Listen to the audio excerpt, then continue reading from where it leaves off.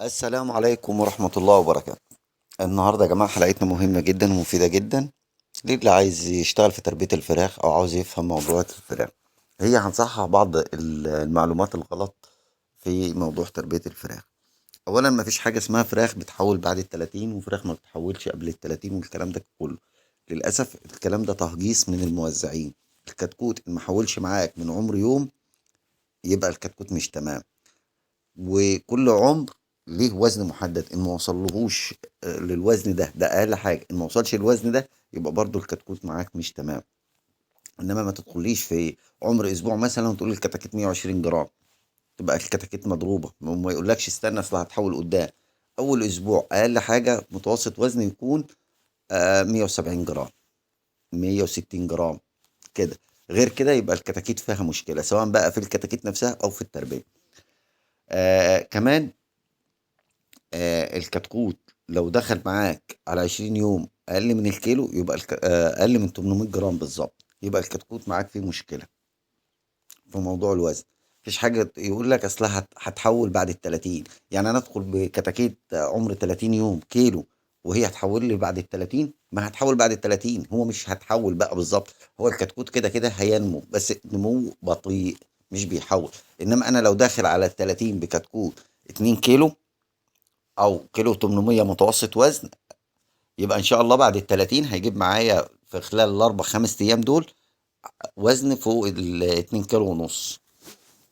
انما ادخل على ال 30 يوم بكتكوت كيلو 200 ولا كيلو ولا كيلو 300 والموزع يضحك عليا او اللي بايع لي الكتاكيت او معلومات انا فهمتها غلط ان الكتكوت بيحول بعد ال 30، فدي كارثه. لانه هيحول بعد ال 30 صحيح بس هيوصل معاك لل 50، فهو بيسكنك لحد ما تعدي المرحله دي من العمر. فهمتوا القصة كلها؟ ان مفيش حاجة اسمها كتكوت بيحول بعد ال 30 وكتكوت بيحول قبل ال 30. هو الكتكوت ليه وزن معين مظبوط صحيح بيمشي معاك طول الدورة. تاني حاجة، معلش برضو يعني ايه لازم تفهم، مفيش حاجة اسمها كتكوت عمر كذا المفروض وزنه كام، مفيش المفروض. الكتكوت الصح في المعلومة، الكتكوت بتاعي واكل كذا اعطيني كذا وزن. الكتكوت يا جماعة او الفراخ البيضاء بتتحسب بالاكل مش بالعمر. انا ماليش علاقة بالعمر، بس العمر ده احنا بنحطه حاجات نسبية. يعني في كل الاعمار. في ناس مثلا عمر 13 يوم معانا شغلها عامله متوسط فوق ال 600 جرام. في ناس معلش يعني 400 جرام. في ناس ممكن اقل سن. ده بيبقى فيه خلل في حاجات معينه وبنحاول نظبطها عشان نلحق الوزن. انا اهم حاجه بدخل على ال 20 دي في وزن كيلو متوسط من 800 لكيلو. بيكون فرخ واكل فيهم بقى كيلو فبيديني 800، بيكون واكل كيلو 200 كيلو 300 فبيديني متوسط كيلو. هي القصة هنا في في وزن او في كمية العلف اللي كلها الكتكوت عشان اقارنه بالوزن. انا ما اقدرش اقول مثلا على عمر 20 يوم واقول لك الوزن 600 جرام، لا وحش. هو وحش فعلا، بس اهم حاجة احدد وحش ولا حلو بكمية الاكل اللي كلها. يعني ما يكونش واكل كيلو اعطيني 600 جرام يبقى التحويل اللي وحش ففي مشكلة لازم تتعالج. انما مش على 20 يوم ال 600 جرام اللي وحش، لا هو على 600 على 20 يوم واكل كيلو وشويه ولا كيلو واعطيني 600 جرام يبقى هنا ده الوحش. فهمتم؟ انا اهم حاجه دي عايزك تفهمها قوي. على عمر 30 يوم اعطيني مثلا كيلو ونص، اعطيني كيلو 600، اعطيني 2 كيلو. واكل كام؟ هو الكتكوت بيتحسب بالاكل مش مش بالعمر. فاحنا بنيجي في العمر المعين في نسب بنقول عليها هنا كويس، بس في نسب افضل منها. يعني مثلا على عمر 20 يوم واكل كيلو 200، كده اكله تمام جدا معقول. في ناس بتيجي على فكره على 20 يوم دول بتبقى مأكله كيلو ونص، ولذلك في ناس بقى، وفي ناس بتيجي في ال 20 يوم بتبقى مأكله 600 جرام 700 جرام. فده بيجي وزنه على عمر 20 يوم ده مأكل 600 جرام فراخ وزنها 400 جرام ولا 450. ده مأكل كيلو على 20 يوم او على 18 يوم مثلا فبيديني وزن 800 جرام.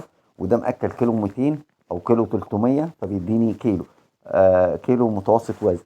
ممكن بقى في واحد مجتهد مع فراخه ومحافظ عليها وكتكوته كويس وشغله هو كويس فبيدخل على على 20 يوم دول بيكون مأكل كيلو 400 كيلو 500 فمتوسطه كيلو 250 كيلو 300 او كيلو 200 اقل وزن معاه.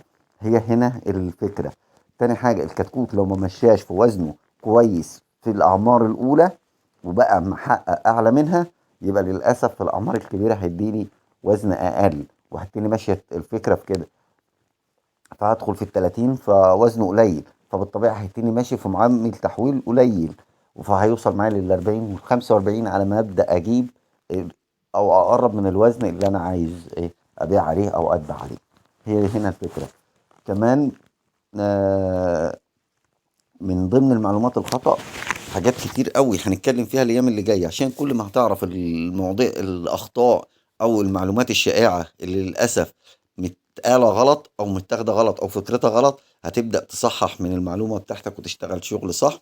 وانتظرونا في حلقات جايه اقوى بكتير قوي. اتمنى تعمل لايك، تعمل شير للحلقه، تعمل منشن لحد صديق ليك، توصل المعلومه دايما لاي حد مهتم بتربيه الفراخ. وبكده اقدر اقول لكم السلام عليكم ورحمة الله وبركاته. السلام عليكم ورحمة الله.